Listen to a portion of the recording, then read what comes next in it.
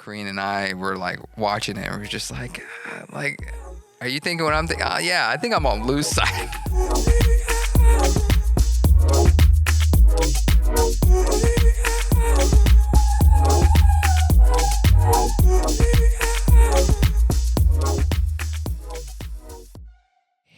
Hello, what's up, guys? Welcome back to the SUGA CRAVE Show. Yeah, we're starting off crazy.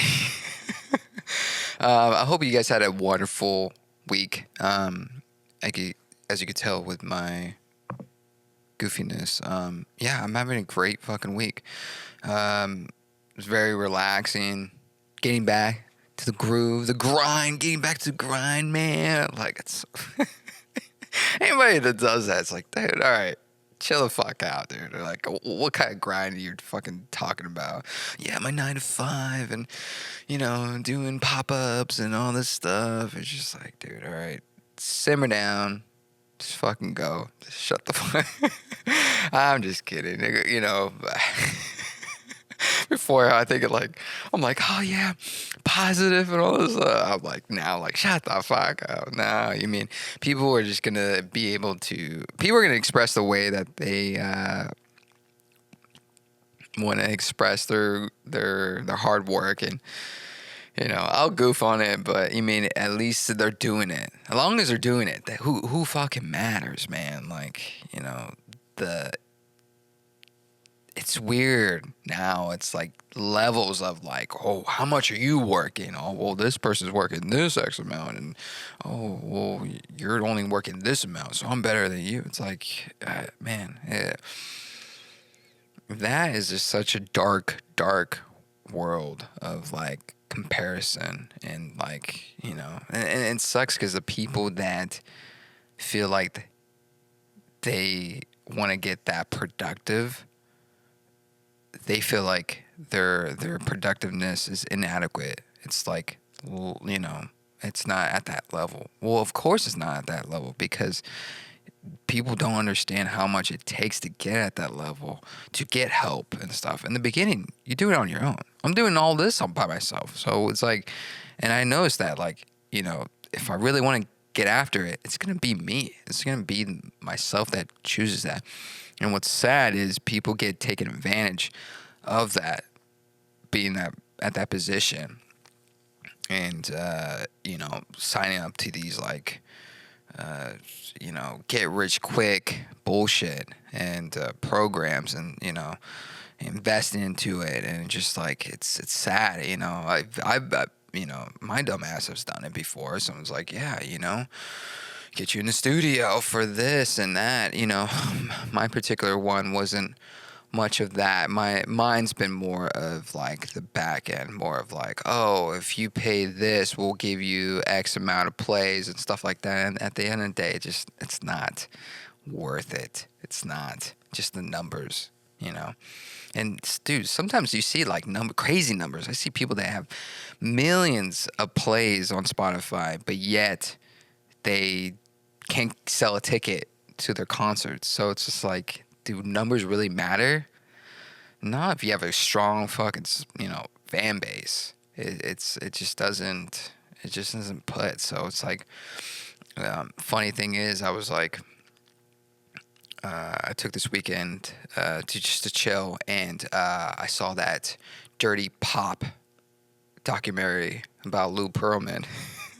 This fucking asshole. Oh my god, dude, it's so bad. I've heard stories when I was in school, more in college, because I went to school in Orlando, and Lou Pearlman had a studio there. Like, he was just pumping out these like mega superstar boy bands, and they were coming out of there. One of my instructors worked for him, and so it was just like, it was just crazy to actually be like watching that documentary and see what actually really happened, and the people that got affected by it, being able to voice their viewpoints. Because before I never got really, into the whole with that, with the whole NSYNC and all that conflict, I just wasn't into that. I don't know. I wasn't into NSYNC at all, or those boy bands, till later on, till my sisters introduced it to me. But even that, I wasn't really. I was more into like alternative rock, Nirvana, Pearl Jam, and Three Doors Down. It was more in that. I wasn't more in that phase, but watching that documentary, it was funny. Because in the beginning, I don't know. Maybe I'm the only one that felt this. I was kind of on Lou's side. I was like, oh, hold on, guys. This guy is investing millions of dollars into your projects. Of course he's gonna be wanting all that money back and some more. And so it was funny because, like, Kareen and I were like watching it, and we were just like, are you thinking what I'm thinking? Oh, yeah, I think I'm on Lou's side. I was like, yo, fucking sick, dude. Those didn't do anything. Didn't do anything. They didn't put any money down, and he was throwing him these fucking nice clothes, food, private jets, and all this stuff, and just giving them all these lavish, materialistic things, and they were upset when they got a check for like $10,000 after like years of performance and going on tour, and of course he was like making millions out of that. But I was just kind of like, oh, guys, how much do you think a jet costs to fly from fucking Kentucky to Atlanta? You know what I mean? It's not cheap. So it's like, but so I was like, yo, fucking sick, yo. I'm on Lou's side. But when you get in deeper and deeper, and you find out like the investors are getting scammed, and it's just like a whole fucking, I think it was one of those like the biggest pyramid schemes of just like when money comes in and get falling out and just paying other people, like one investor would bring in the money, and then he would be able to pay off another investor just because money was just rolling thing. I thought it was strange when he was making them rehearse in front of people, in front of the investors. Like, come on, boys, let's fucking start singing, tap dancing, and it's just like, and it'd be like these really nice restaurants, and they're just like, hello, just like singing in front of these guys, and they're having like a steak dinner, and just like, I don't know, man. It's just like, I don't know. You don't see that. You don't see that now these days, It'd be kind of cool, if you're like investing. Shit, actually, yeah, I would fucking love that. If I'm investing $1 million, you better fucking swing and dance or something. Blow fucking fire out your ass or something. Give me something. I don't know. I'm just like, but yeah, it's just like scams, dude. Like in the music industry, there's so many fucking scams, man. The biggest one is the studio thing. Is like a young innocent singer, and they're gets approached by a recording studio, and they're like, oh man, like you sound great, we can do this, you can tour with so and so, I know this person from this label, I can get you signed and all this stuff, yeah, and then you're all excited, you're like, oh my god, this person knows this person, I'm gonna get signed, I'm gonna potentially gonna go tour, do all this, I'm gonna be famous and all that, and they're like, yeah, cool, and yeah, it's gonna be about like $7,000, and you're like, whoa, $7,000, I gotta pay $7,000. And the people that don't know the business, some people are like, all right, cool. If it takes $7,000, like they look at it as an investment. I'm investing $7,000 for my kid or myself to be famous. And at the end of the day, it's just a fucking scam, man. It's so sad. And it's still happening now these days. Even though there's so much information out there, I don't know how they're fucking getting through these scams. And Oh man, it's so sad. It's so sad, especially a poor family they that 7 grand is everything for them. It's their life savings. The dad takes a loan out of the car and or the house. They put the house on on the second mortgage, and just for their kid to be happy and live a good life, and it's just like someone just fucking pulls the rug out of them, and just takes everything that they have. Man, it's just that is upsetting. And so, with the Lou Pearlman, that's it, man. Like he took a lot out of so many people, and they weren't able to voice that to him personally before he died. And so, you could tell in the documentary that people were just still devastated by it. And I can't blame them. It's hard, dude. Like especially you invested millions of dollars, and then at the end, it's gone. I think some people did get their money back. I think out of 200 million, they got $4 to $10 million. I don't know. Like, let me know in the comments, like, what's the actual amount. I didn't jot that down, but it was fucking sad, man. At the end of that documentary, I was just like, man, it's shitty. But what's cool about it is like NSYNC was able to, reconnect and go on tour and all this stuff, and the Backstreet Boys as well. Like, dude, he like developed so many big boy bands that like. You're kind of like, man, if like only he did it the right way, it would have been different. It would have been different. Hey guys, ever wonder where I record my videos or podcasts? Most of the time, it's at Design Sound Studio. It's about 3,000 square feet with a full lighting rig. No need to spend thousands of dollars for lighting rentals. We got it all set up for you guys. And we even have 2 flex rooms that could be used as makeup rooms, dressing rooms, or even a production office. I'm telling you guys, it's a perfect spot if you guys want something private without being interrupted by a noisy drummer next door. Our space is just gonna make your production rehearsals run so smoothly. And the best part is we're open 24 hours, 7 days a week. So if you're ready to book your session, head over to designsoundstudio.com and get a quote from us today.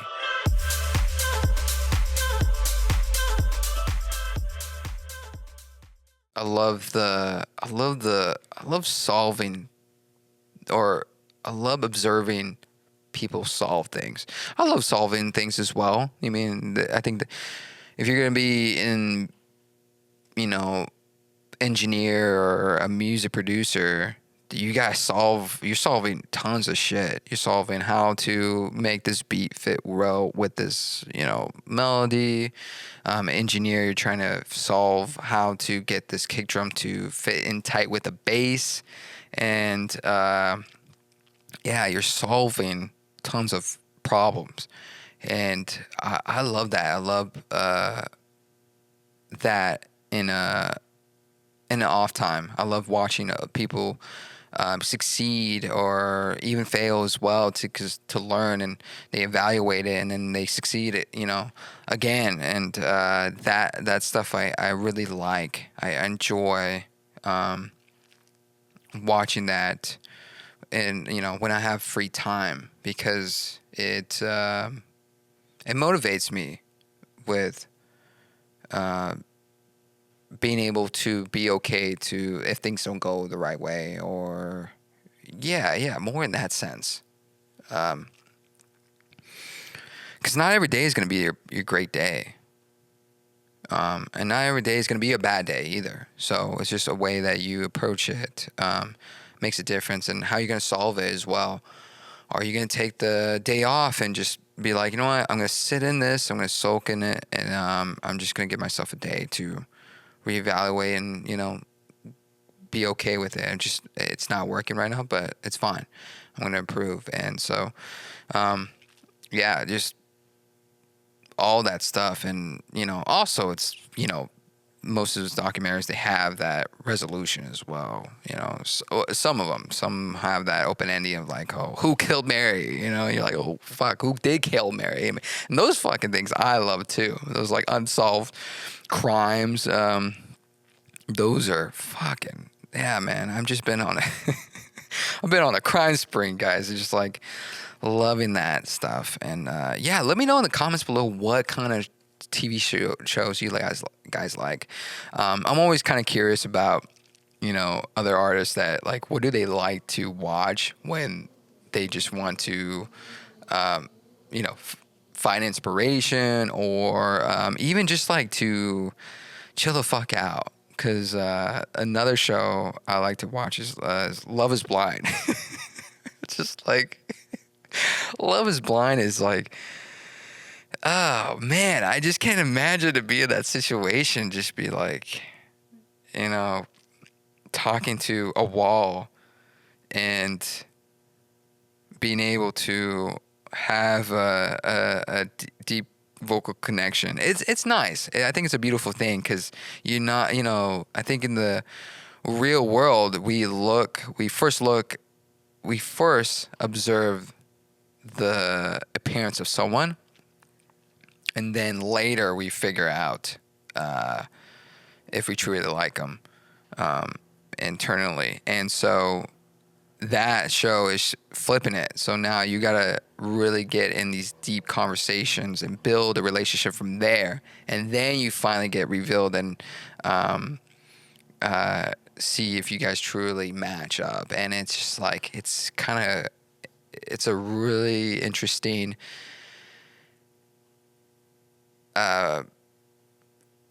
it's really interesting. I don't know. Like, I'm trying to think of the word. It's like, it's an interesting test. And because, being in that position, I don't know. Would you guys ever do that? For me, I don't think, well, first of all, I'm married. So I'm happy. I'm married, guys. All right. I'm happy married. All right. If Korean, you're seeing this, I love you. I'm not thinking about, signing up to that show. But I'm always kind of curious if someone else would do it. I think Korean and I talked about it. I told her that. I was like, nah, I don't think I would. It's just like, I don't know. It's just that I think there's more to just having a deep conversation. I think you sometimes have to physically be attracted to someone. Or like someone could be a very good at being vocal about certain things, and you see it at the show. They're so vocal, they're so like open in the pod, but then when they leave, that doesn't exist anymore. It all changes, and you're like, wait, where was that person that was talking in the pod? Now, like they're gone. They're just not that person. I guess like that when the appearance just changes that person. So it's like, I don't know. Sometimes having that, I don't think it's not the biggest influence. I think you do definitely need to be able to tangibly be connected and be able to see. And it's the same thing with music too. When you're like, that's why I love kind of taking appointments prior to a session. Like a lot of times I'll do like Zoom meetings and be like, hey, let's meet up. Let's do Zoom. Let's do coffee. Let's just talk, just let's vibe out. Because the worst thing you want to do is just like text messages like, yeah, let's collab, bro. And then you're in the studio and you're just like, man, I do not vibe with this person. We're not the same,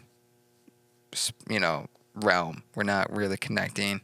And which is fine. I mean, it's fine not to be connected in that way. There's relationships that you have, like the relationships that your work relationships versus your friendship or pleasure, you name it. There's different relationships for different people, and so having to push yourself or really be like, I need to be with this person, I need to make have a relationship with this person. It's just like, it's so I don't like that. I like it to be organic, because then the project that you make, you feel great. You both feel great about it. Not one's coming out at the end and be like, man, fuck, dude, it was such a terrible experience, and we just didn't vibe out. And there's sometimes that it's just like you have had such a long relationship with that person, and it's just like just that one moment it just didn't go well, but that shouldn't change the whole relationship. So it's trial and error, and I'm at that point right now that's just like I kind of know who I want to work with, but I'm also open to work with anybody. It's a double-edged sword, to be honest. To be like, oh,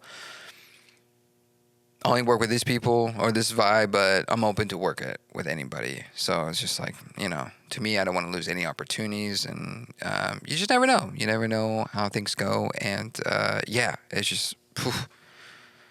Yeah, we went down that rabbit hole. Yeah, going back to that. But let me know what shows you guys like watching for shits and giggles. Give me some recommendations. Be like, hey, if you like this documentary, watch this one. I've been trying to dive into more music documentaries. To me, I don't know. I love history. I love like the world wars and stuff like that. Even though in school I hated history, I was just like, did not get it. But oddly now I'm like, this seems very interesting. I don't know. I guess my curiosity was more something different than now. Mine is like now that things are like taken care of in my life, I don't have to worry about it. I think when I was young, I was worrying about it tremendously. I was just like, I need to be with somebody. Oh, I need to have this car, or I need to have this, X amount of money. But once you kind of like are content of where you're at, or where you're trying to get to, and you don't have to worry about the other things, it's so much a relief, to be honest. I'm fortunate to be in that position that just like, yes, great. Don't have to worry about that. I could really focus on trying to reach this goal because I know everything else is kind of taken care of. And so, I can always go back to it. I can always take care of it later. So, yeah, but, on that note, I just want to thank you guys so much, so much for, being with me on this podcast. And I just love, shooting shit with you guys. Hopefully when this thing gets bigger, I would love for us to come together. I would love for you guys to check out the studio. Maybe we do like a live podcast and just like, shoot the shit. That's one of my major goals I want to do. I want to go like oversee and do a podcast, or a live breakdown, and just have people like play their music. We'll live stream it, all that stuff, and just like break down tracks, or even break down like like billboards and tracks and stuff like that. Just like because it's cool to get my I know my viewpoint, but it's even better to get your guys' viewpoint, to be like, yeah, like I always love when I break down a song, you're like, yeah, I fucking love that kick. Oh, did you listen to, what I mean? It's so like, you start geeking out. I love geeking out with other geeks, if that makes sense. So, but yeah, that'll be it for today. But before we end, please sign up to the Suga Crave Club. You guys will get sample packs. This episode of the Suga Crave Show, unedited, and just a bunch of stuff, breakdown videos, full breakdown videos, and other perks, and more of a community base. You can submit topics for the podcast as well. So, but it's only for the Suga Crave Club members. So please sign up there if you guys want to dabble into that stuff. But other than that, thank you guys so much, and I will see you on the